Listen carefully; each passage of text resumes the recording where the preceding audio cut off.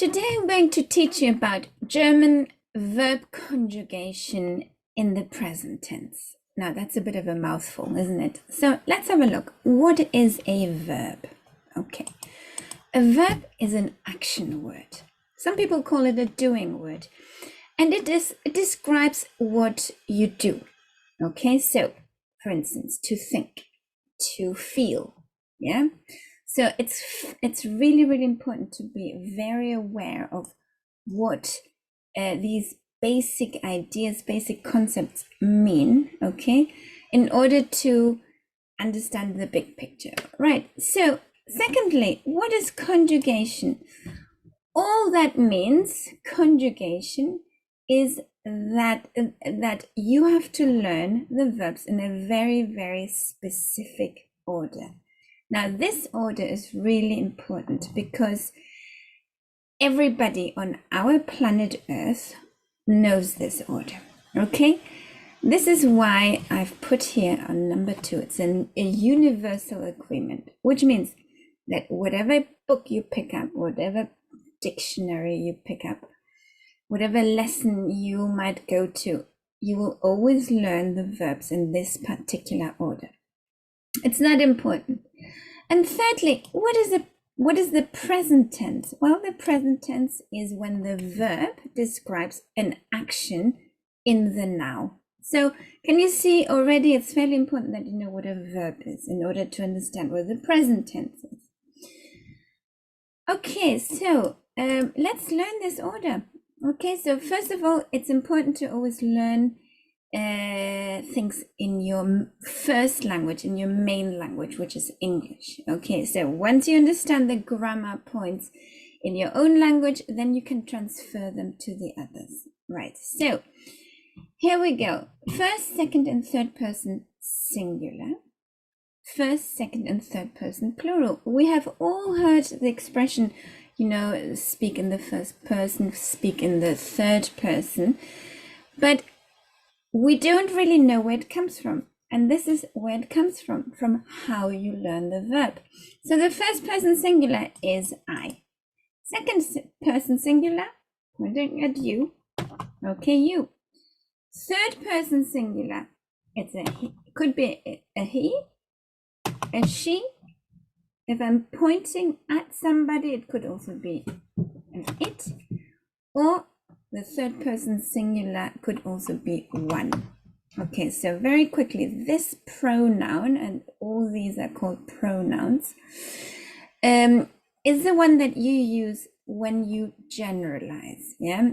In English, it's got lost, really. It's a bit of a posh one, yeah? But it still exists in other languages in the same way as in English. So he, she, it, and one.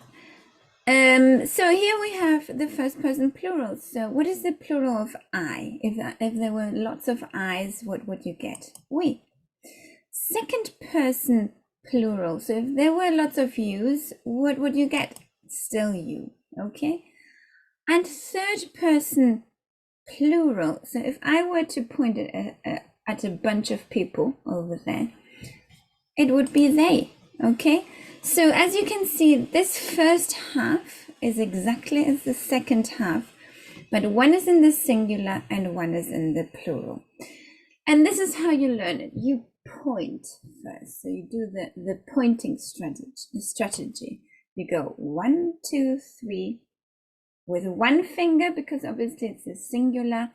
1, 2, 3 with lots of fingers, because you want to indicate that it's plural.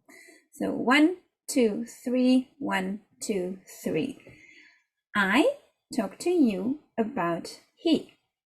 We talk to you about they, okay? I, you, he. We, you, they. When you learn this order, you don't have to say he, she, it, one, because we know that he also is she, it, or one. Okay, so the third person singular, you tend to pick the first one, which is the masculine singular. Okay, I'm gonna give you, please stop the video and learn this order. So now I'm going to conjugate a couple of verbs. Okay, so for instance, the verb to give, right? I will conjugate it. I give, you give, he gives, we give, you give, they give. Just conjugated the verb to give. Can you see how easy this is? Okay, let's do another verb. To take. I take, you take, he takes. We take, you take, they take. All right, so I've just conjugated another verb. Let's conjugate any of those verbs, but in the future tense, right? To receive. I will receive, you will receive, he will receive, we will receive, you will receive, they will receive. So this order in which you need to learn the verbs is for every tense. So, and these words that you have just looked at and learned, they're called subject pronouns, okay? So start looking at the terminology, at the names of things, because when you understand names really, really well, you can actually understand the content a lot better. This is not just for languages. This is a tip I give you for any subject that you might study. So let's have a look at various languages. How does conjugation work in other languages? And it all works in a very similar way. So as we know, the order is always the same. Okay, so you can see the order is absolutely always the same, which means that if we go in here, look at German, okay, and I say to you, right, zeigen, how do you say we show? Zeigen means to show. How would you say we show? You go, I, you, he, we. All right, okay. This means we show. All right, so let's go to French. Manger, to eat. Right, okay, so how might I say he eats? Okay, il mange. Okay, so can you see how much you can actually work out just by knowing the order? Evidently, there comes a point when you need to learn the subject pronouns, okay? And you need to learn how to conjugate the verb in the other language. But let's have a look at a few common elements. So you always start with what we call the verb in the infinitive form. So the infinitive form is the to form of the verb. Yeah, to speak, to show. And it really means the base verb. It's the basic form of the verb, okay? Base verb. So here we start with infinitive. The next thing that you need to look at is how it's built. Okay, so every verb is made out of a stem and an ending. Okay, so notice stem, ending. Whatever the language, this is the stem, this is the ending. Okay, this is the stem, and this is the ending. So the stem of a word is always the part that remains the same, okay? You also have a stem, with nouns, with adjectives, but now here in this lesson, we're talking about verbs.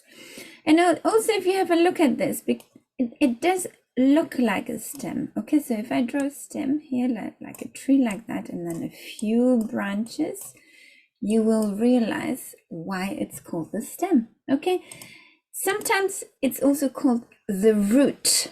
Okay,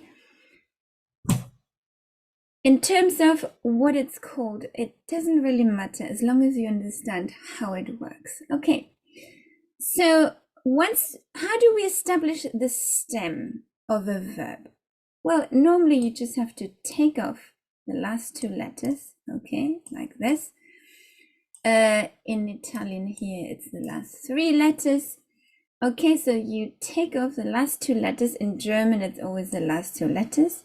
And what is left is the stem, okay? The next step is obviously learning the endings, right? The German endings are so easy. If you look at them, it's est, 10, 10, okay?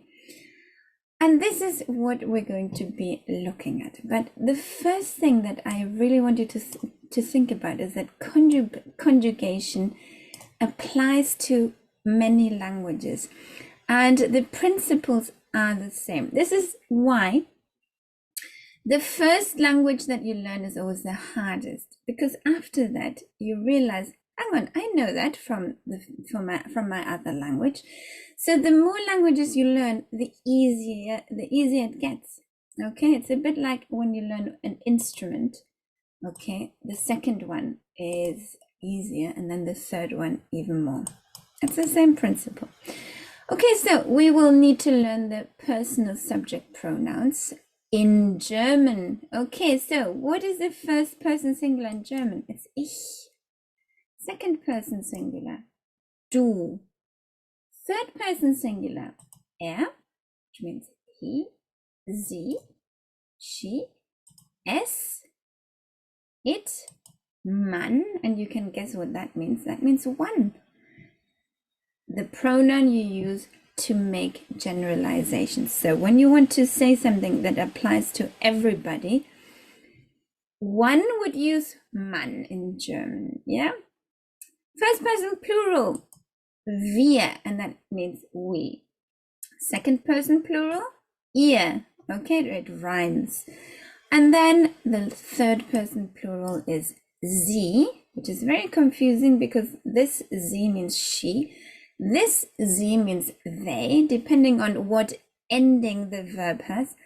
And then there's another sie with a capital letter, which is the formal way of saying you. In other words, if you need to show respect to somebody, you would not use du, you would always use sie. Okay, so let's see if you remember what they all mean. Ich means I. Du means you in the singular. Er means he. Sie means she. Es means it. Und man means one. Wir means we. Ihr means you plural. Sie, the first sie means they. And the second sie is the formal you, formal way of saying you. Okay, so some people might think, but if it's you, why is it not here on that level? Okay, and the answer is because you need to be able to differentiate it through the endings. So the endings will be different from the verbs. Okay, please stop the video. Try and memorize this. Okay, give it a good blast.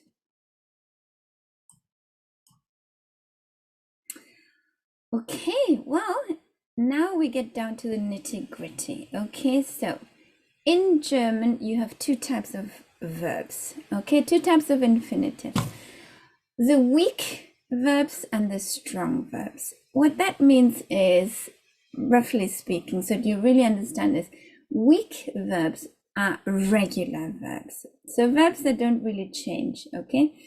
And strong verbs are irregular verbs. Okay, so we're going to start sort of looking at the weak verbs first.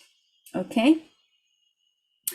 As you can see, I have the infinitive. Notice here the base verb zeigen, which means to show.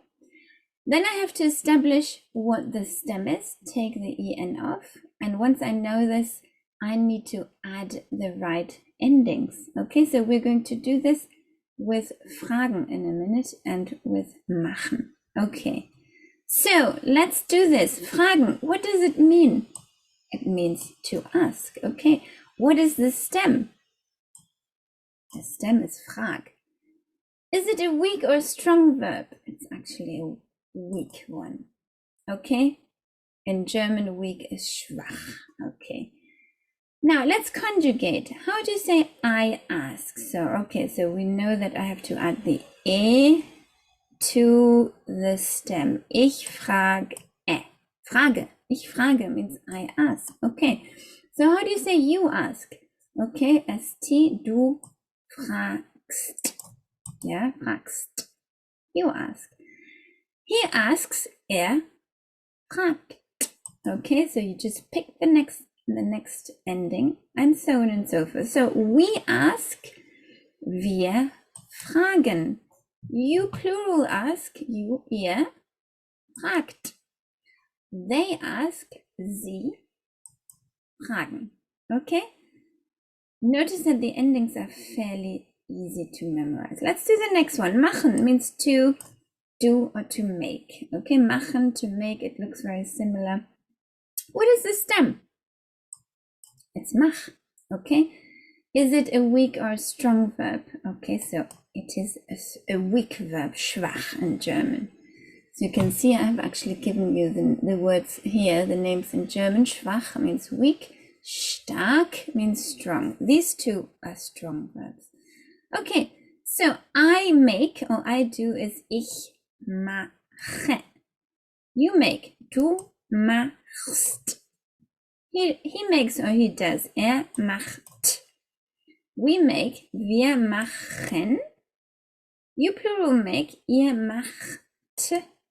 They make, sie machen. I bet that you have all followed that really, really well. Okay, so most languages, however, have verbs called stem changing verbs. Okay, so what does that mean? That something in the stem changes. Okay, so these stem changing verbs in German are actually really easy to learn because it's always the second and third person singular that changes. So let's have a look at this. So fallen is the vowel in the stem and it's an A, okay, A. And we know that the change is going to be from A to E. So here we go. So, okay, normal conjugation, ich falle. All right, then we need to change to E, du fällst, fällt, and then back to normal conjugation. Wir fallen, ihr fallt, sie fallen. Okay, so this is actually really easy to learn simply because it's always the same two persons that change. Okay, so you get two main changes. You get A to A umlaut, you call it, A to E, okay? And then you get E to E. Sometimes it's not E to E, but to long E. But essentially, it's E to E and A to A umlaut, okay? So it's only really two types of changes. Okay, so let's have a look at these strong verbs. Okay, so fahren, what is the meaning of fahren? To drive. What is the stem? Okay, so take off the en. Fahr. Is it a weak or a strong verb? And the answer is it's a strong verb, in German stark. What is the stem vowel? So have a look at the stem and what's the vowel in it, and the answer is A, yeah? Fa, A. And what is the vowel change? So we know that all A's change to A umlaut, so it goes from A to A umlaut, okay? Let's conjugate. So how do you say I drive? Ich fahre. Okay, sehr gut. You drive. Du fährst. Okay, needs to change to E. He drives. Fährt. And then back to normal as we have learned previously. Wir fahren, ihr fahrt, sie fahren. Okay? So let's do the next one. Vergessen, you can probably guess what it means. Okay? To forget. Okay, what is the stem? Vergess. Okay. Now, is it a weak or a strong verb? Strong. What is the stem vowel? Now, this is a little bit tricky because we have two stem vowels, okay? And it's always the second one, okay? Because really the first bit is what you call a prefix. If you don't know what a prefix is, look it up because it's also essential grammar. All right, so it's the second E, vergessen. And what is the vowel change? Now we know that A always goes to E, okay? So A to E. So I forget is ich vergesse. You forget. Du goes to E, vergisst. He forgets. Vergisst. We forget. Wir vergessen. You plural forget. Ihr vergesst. And they forget. Sie vergessen. So this is the end. And this concept of conjugation is fairly simple. And the interesting thing is not only that you can apply it to many languages, but it's actually the same principle for all tenses, okay? So all you need to think is that if you want to build a past tense, then you have to learn a slightly different set of endings, but the principle of it is the same. You can learn it at any age. I have children who are very young, 8 years old, 7 years old, and can conjugate perfectly well. All I have to say is persevere and you'll get very far.